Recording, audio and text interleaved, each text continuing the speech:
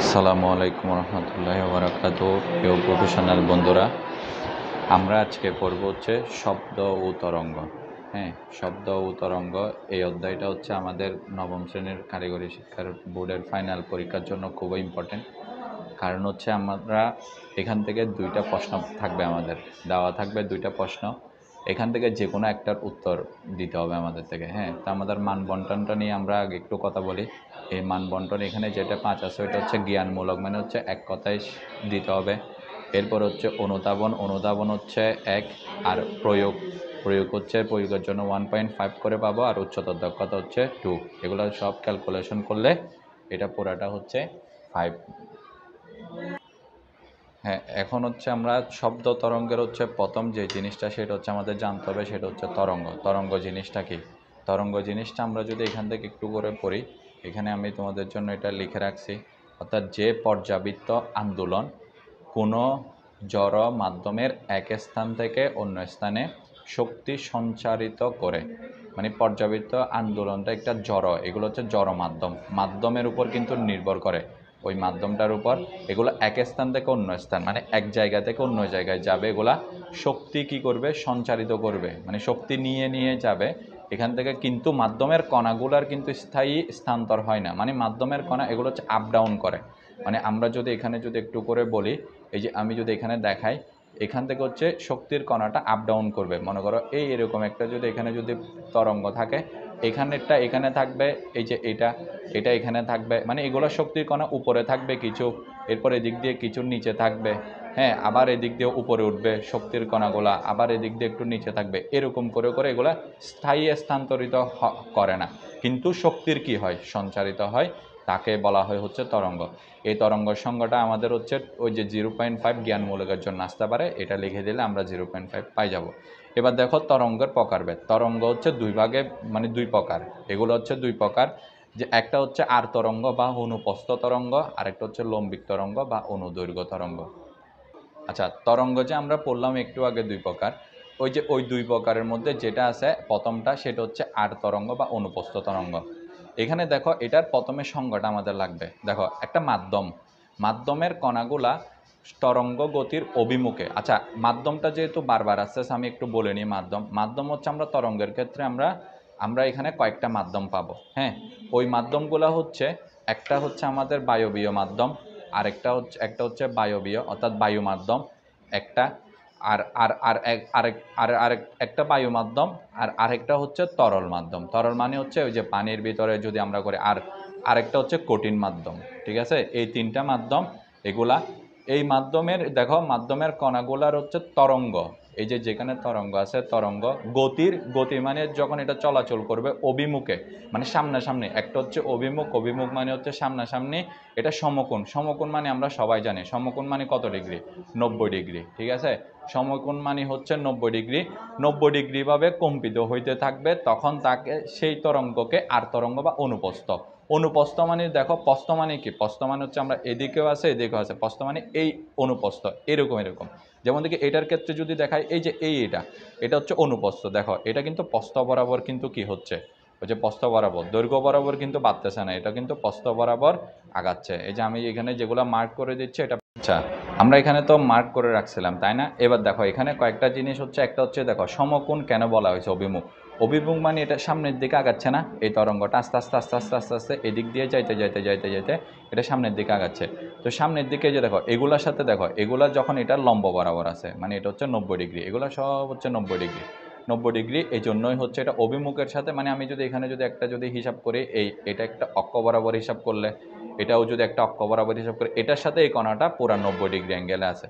ঠিক আছে, এটাই এই জন্যই এটাকে বলা হয় হচ্ছে সমকোণে যাচ্ছে। আর এটার বিভিন্ন উদাহরণ আছে। একটা হচ্ছে দেখো আলোক তরঙ্গ, তারপর হচ্ছে পানি তরঙ্গ, মানে পানির মধ্যে এই পানি তরঙ্গটা আমরা সবাই দেখতে পারি কেমনে, ওই যে পুকুরে একটা ঢিল মারলে যে তরঙ্গটা দেখা যায়, পানির একটা কি ওয়েভ যেটা দেখা যায়, এটা হচ্ছে পানি তরঙ্গ। এরপর এক্সরে, এরপরে টানা তার। টানা তার মানে হচ্ছে একটা তারকে তুমি টেনে ধরে এটার মধ্যে জাস্ট একটু নাড়াচাড়া করলেই হচ্ছে কি যে তরঙ্গটা আসে, ওটাই হচ্ছে টানা তারের তরঙ্গ। আচ্ছা, এরপরে 2 নাম্বার হচ্ছে লম্বিক তরঙ্গ। লম্বিক মানে তো বুঝতেছো, বা অনুদৈর্ঘ্য মানে লম্বা বরাবর। এটা হচ্ছে কি মাধ্যমের কণাগুলা তরঙ্গের গতির অভিমুখে সমান্তরাল। সমান্তরাল মানে হচ্ছে এখানে যেখানে আসবে ওই সমান্তরালে কম্পিত হইতে থাকবে, মানে কম্পনটা দিবে। কম্পিত মানে কাঁপতে থাকবে। কম্পিত হইতে থাকলে সেই তরঙ্গকে লম্বিক বা অনুদৈর্ঘ্য তরঙ্গ বলা হয়। এটা আর যেটা আমরা আর তরঙ্গ বলছিলাম বা অনুপস্থ তরঙ্গ, সংজ্ঞাটা পুরাই মানে কি সেম রাখার চেষ্টা করছি আমি। সবগুলো একটা শিখলে আরেকটা হয়ে যাবে। শুধু মাথায় রাখতে হবে যখন অনুদৈর্ঘ্য তরঙ্গ আসবে তখন এখানে সমান্তরাল হবে, আর যখন অনুপস্থ হবে এখানে তখন এখানে কি হবে, সমকোণ হবে। আর বাকি সব সেম। এখানে যেমন থেকে শব্দ তরঙ্গ, আমরা যেরকম একটা শব্দ যদি উচ্চারণ করতেছি আমরা এখানে, তোমরা যখন একজন আরেকজনকে যখন কি ভয়েস সেন্ড করো তখন দেখবা যে হচ্ছে ঠিক এরকম একটা কম্পনটা হয়। আমাদের এখানে যেরকম আছে, তারপর বাঁশির সুর, তারপর হচ্ছে ডুলের বাড়ির শব্দ, স্প্রিংয়ের সৃষ্ট তরঙ্গ, এগুলা। আচ্ছা, এখানের মধ্যে যে জিনিসটা আছে সেটা হচ্ছে তরঙ্গ। তরঙ্গ কিছুটা থাকে হচ্ছে প্রসারিত, আর কিছুটা থাকে হচ্ছে সংকুচিত, মানে কিছুটা একটু স্পেস থাকে আর কিছুটা একটু মানে লেগে লেগে যায়। এখানে যেমন থেকে আমি এখানে লিখে রাখছি, দেখো একটা হচ্ছে প্রসারণ, একটা সংকোচন, আবার একটা প্রসারণ, আবার একটা সংকোচন। এই একটা প্রসারণ একটা সংকোচন মিলেই হচ্ছে একটা পুরো একটা তরঙ্গটা কি হয়, সৃষ্টি হয়। মানে সংকোচন এটা হচ্ছে প্রসারণ, এটা হচ্ছে সংকোচন প্রসারণ মিলে এটা পুরাটা কি হয়, এটা সংকোচন হয়। এর আগে যেটা করছিলাম আমরা আর তরঙ্গের ক্ষেত্রে, এটা এখান থেকে শুরু করে একবার এদিক দিয়ে উপরে উঠবে, একবার এদিক দিয়ে নিচে নামবে। এই যে পুরা এটা হচ্ছে একটা হচ্ছে তরঙ্গ সম্পন্ন হচ্ছে, যেটাকে আমরা তরঙ্গ দৈর্ঘ্য বলবো, মানে ল্যামডা পরবর্তীতে। আর এটা আর এখানে একটা সংকোচন, একটা প্রসারণ থাকবে, একটা সংকোচন থাকবে, তাহলে এটা একটা তরঙ্গ দৈর্ঘ্য সৃষ্টি হবে। একটা প্রসারণ থাকবে, একটা সংকোচন থাকবে, এটা এখানে তরঙ্গ দৈর্ঘ্য। এখন দেখো তরঙ্গের বিভিন্ন রাশিসমূহ। তরঙ্গের বিভিন্ন রাশিসমূহ মানে হচ্ছে এখানে আমরা কিছু কিছু ওই যেটা আমরা বললাম অনুধাবন আর হচ্ছে জ্ঞানমূলক প্রশ্নচন্ন থাকে, আর এগুলা পরবর্তীতে আমরা সিকিউ করার সময় আমাদের কিছু জিনিস এখানে দেখতে হয়। ওইটার জন্য আমরা সংজ্ঞাগুলো এই 4টা সংজ্ঞা শিখে নিলে আমাদের কাজ হয়ে যাবে। একটা হচ্ছে পর্যায়কাল। পর্যায়কাল মানে হচ্ছে কোনো একটি কম্পমান বস্তু, কম্পমান মানে হচ্ছে কম্পন হইলে কিন্তু তরঙ্গটা সৃষ্টি হবে, নাইলে হবে না। একটি পূর্ণ কম্পন সম্পন্ন করতে যে সময় নেয় তাকে দোলনকাল বা পর্যায়কাল বলা হয়। একে টি দ্বারা প্রকাশ করতে হয়। তুমি চাইলে সংজ্ঞাটা ভুলে যেতে পারো, কিন্তু তুমি এই জিনিসটা বলতে পারবা না হচ্ছে এটা হচ্ছে টি দিয়ে প্রকাশ করতে হয়। পর্যায়কাল মানে হচ্ছে টি, বড় হাতের টি, ছোট হাতের টি না। ছোট হাতের টি মানে হচ্ছে সময়।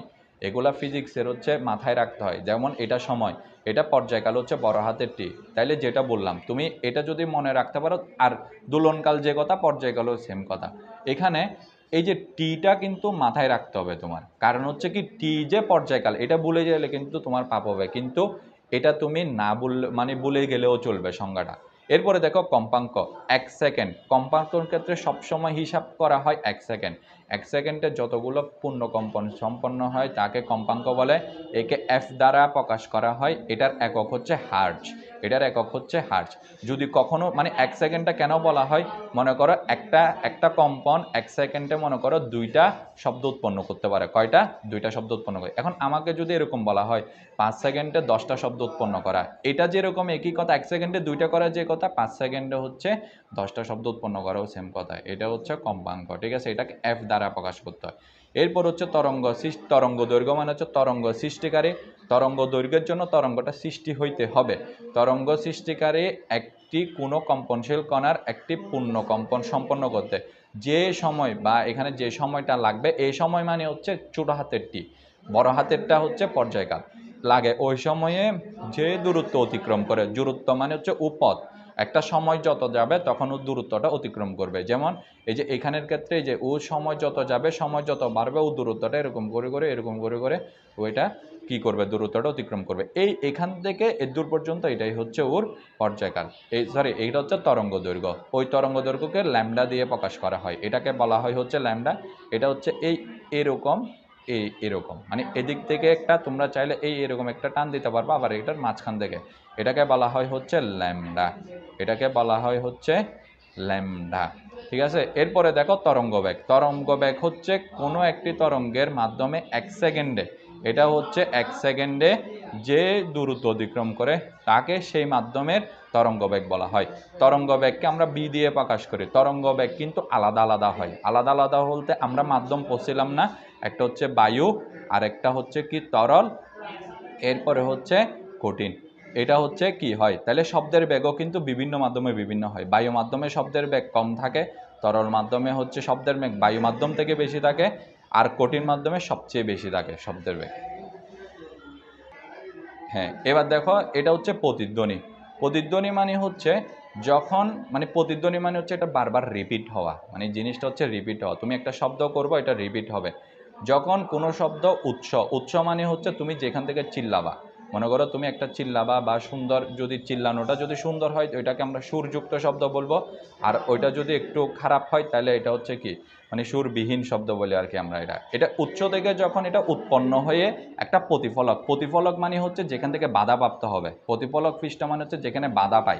বাধা পাওয়ার জন্য যেমন থেকে দেওয়াল আছে, তোমার ঘরের সামনে দেখবা যে দেওয়াল আছে, ওইটা পাহাড় আছে, বা পাহাড়ে গিয়ে আমরা হচ্ছে কি এগুলো সাউন্ড করলে আবার আমরা কি বলছি সেটা শোনা যায় এটা।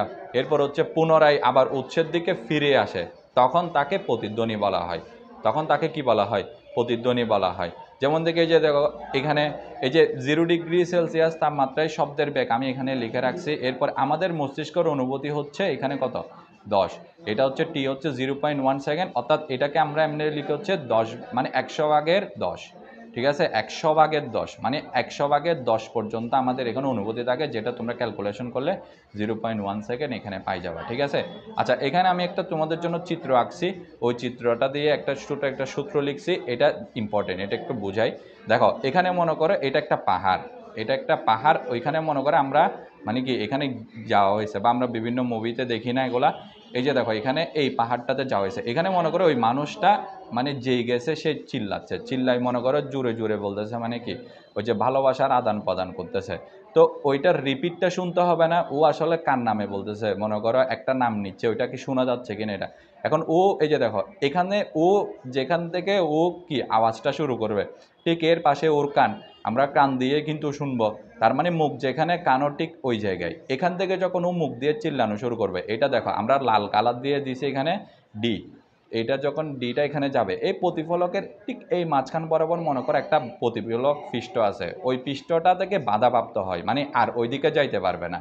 ঠিক এখান থেকে এই এগুলো যখন আবার ব্যাক আসবে, যে দেখো নীল কলমটা, এখান থেকে নীল দাগটা যেখানে যাচ্ছে, এই যে দেখো এখান থেকে তুমি মানে বাধাপ্রাপ্ত হয়ে ওইটা শোনার জন্য আমার এখানে কান বরাবর আসতে হবে, মানে আমি মুখ দিয়ে উৎপন্ন শব্দটা যদি পুনরায় ভারী খেয়ে এখানে আবার আমার কানে আসে, তখন আমরা এটাকে বলবো হচ্ছে কি এটা হচ্ছে প্রতিধ্বনি হয়েছে, না হয় প্রতিধ্বনি হয় নাই, মানে আবার উচ্চের দিকে ফিরে আসতে হবে, পুনরায় ফিরে আসা। দেখো তো এই যে আমরা জানি হচ্ছে এটা হচ্ছে সমবেগের একটা সূত্র, এটা তো আমরা সবাই জানি, এটা হচ্ছে সমবেগের সূত্র হচ্ছে কি F=BT। কিন্তু শব্দের ক্ষেত্রে এখানে কি হয়, এই যে দেখো শব্দটা শোনার জন্য একবার ওই জায়গায় যাইতে হবে, তাহলে এটা হচ্ছে ডি, আরেকবার ওই জায়গা থেকে আসতে হবে, তাহলে দুইটা ডি, তাহলে এস এর মান আমরা এখানে পাবো ডি যোগ ডি, মানে হচ্ছে কত 2D। এই জন্য এখানে এচ সমান 2D আছে না, আমি এখানে এচ সমান এই জন্য এখানে 2D বসাই দিয়েছি, 2D সমান বিটি। এখানে যে বিটা আছে এটা আমরা সবসময় ম্যাথমেটিক্যাল ম্যাথ করার সময় এখানে 0°C তাপমাত্রায় শব্দের বেগ আমরা এখানে এটা পাবো 330 ms ইনভার্সন, আর সময়টা সবসময় 0.1 সেকেন্ড হইতে থাকবে। এবার দেখো একদম লাস্ট হচ্ছে ম্যাথ করার জন্য আমাদের কিছু জিনিস আমাদের এখানে সূত্র বা সম্পর্ক দরকার, এগুলোকে আমরা সম্পর্ক বলবো বা সূত্র বলবো। এই যে দেখো একটা হচ্ছে টি, টি মানে হচ্ছে পর্যায়কাল, আমি আগেই বলছিলাম পর্যায়কাল হচ্ছে এখানে হচ্ছে কি টি, এটা কম্পাঙ্ক, কম্পাঙ্ক মানে হচ্ছে এফ, এটার আর এটার সম্পর্ক হচ্ছে ব্যস্তানুপাতিক, ব্যস্তানুপাতিক মানে হচ্ছে কি কম্পাঙ্ক যদি বাড়তে থাকে পর্যায়কাল কমবে, আর এটার উপর এটা ব্যস্তানুপাতিক সম্পর্ক, মানে একটা বাড়লে আরেকটা কমবে। ঠিক আছে, এটাকে আমরা টি, টি হচ্ছে টি ইকুয়াল হচ্ছে 1/f, আবার এফ ইকুয়ালও কিন্তু আমরা 1/t দিতে পারি, যে কোনো একটা। আমাদের ম্যাথে যদি মনে করেন আমাকে ফ্রিকোয়েন্সি বা এখানে যদি কি কম্পাঙ্কটা দেওয়া থাকে তাহলে টি বের করতে হবে পর্যায়কাল, এটাও, আর যদি আমাকে যদি টি দেওয়া থাকে তাহলে ফ্রিকোয়েন্সি বের করতে হবে, যে কোনো একটা দেওয়া থাকলে আরেকটা বের করে নিতে হবে, তাহলে সম্পর্কটা ওদের দুজনের মধ্যে সম্পর্কটা হচ্ছে কি ব্যস্তানুপাতিক সম্পর্ক। এরপরে দেখো তরঙ্গ বেগ, তরঙ্গ বেগকে আমরা ভি দিয়ে প্রকাশ করি, যে তরঙ্গ বেগ এটা হচ্ছে ভি। এরপরে তরঙ্গ দৈর্ঘ্য, তরঙ্গ দৈর্ঘ্যকে আমরা কি বলি ল্যামডা, এটাকে বলি হচ্ছে ল্যামডা। ল্যামডা মানে হচ্ছে এটা কিভাবে লিখে আমরা এই এরকম একটা দিব, এরপরে এটা হচ্ছে ল্যামডা। এরপরে তরঙ্গের কম্পাঙ্ক, কম্পাঙ্ক মানে হচ্ছে তো এফ, তো আমরা এটার সম্পর্ক হচ্ছে B equals to F lambda. এটার কিন্তু একটা প্রতিপাদন আছে, এটার একটা প্রতিপাদন করতে হয়। এটা তোমাদের ওই যে 2 নাম্বারের জন্য আসে। এটা যখন আমরা ম্যাথগুলো সলভ করব তখন এটা করাই দেওয়া হবে। এরপরে দেখো তরঙ্গ বেগ ও তাপমাত্রার সম্পর্ক। তরঙ্গ বেগ মানে হচ্ছে এটা বি, এটা হচ্ছে সমানুপাতিক সম্পর্ক হচ্ছে টি। তাহলে বি সমানুপাতিক সম্পর্ক হচ্ছে এখানে টি। টিটা কেন আমরা মানে এখানে হচ্ছে বর্গের সমানুপাতিক, এখানে হচ্ছে ব্যাগ, এখানে হচ্ছে এটা হচ্ছে বর্গমূল, এটা হচ্ছে কি সরি এটা হচ্ছে বর্গমূলের সমানুপাতিক, মানে শব্দের ব্যাগটা হচ্ছে বর্গমূলের মানে তাপমাত্রার বর্গমূলের সমানুপাতিক। এই জিনিসটা শিখতে হবে। এখান থেকে হচ্ছে দেখো আমরা একটা সূত্র পাই হচ্ছে এখানে যদি দুইটা সূত্র নিই আমরা ভি এখানে যদি সমানুপাতিক চিহ্ন যদি তুলে নিই তাহলে এটা কে ইন্টু রুট টি হয়ে যায়। আর কে এর মান যদি থাকে তাহলে বি ডিভাইডেড বাই এটা হচ্ছে রুট টি ইকুয়াল কে হয়ে যায়। এখানে দুইটা মাধ্যম যদি একসাথে থাকে, একটা মনে করো 0 ডিগ্রি সেলসিয়াসেরটা তো আমরা জানি 330, আর আরেকটা মানে 0 ডিগ্রি মানে হচ্ছে আবার এটা কত 273 কেলভিন। ঠিক আছে, ওইটা ম্যাথ করার সময় আমি এমনি ডিটেলসে বলবো, তাও এই জিনিসটা একটু মাথায় রাখতে পারো। বি1 ডিভাইডেড বাই বি2 সমান রুট টি2 ডিভাইডেড বাই রুট টি1। যারা মানে ভুল করার সম্ভাবনা আছে তারা এটা সূত্র আকারে হিসাব করে তোমরা এটা শিখে ফেলতে পারো। ঠিক আছে, তোমাদের সাথে পরবর্তীতে আমাদের ওই যে আমরা যখন ম্যাথগুলো করবো শিখিও তখন ওইগুলোতে ইনশাল্লাহ দেখা হবে।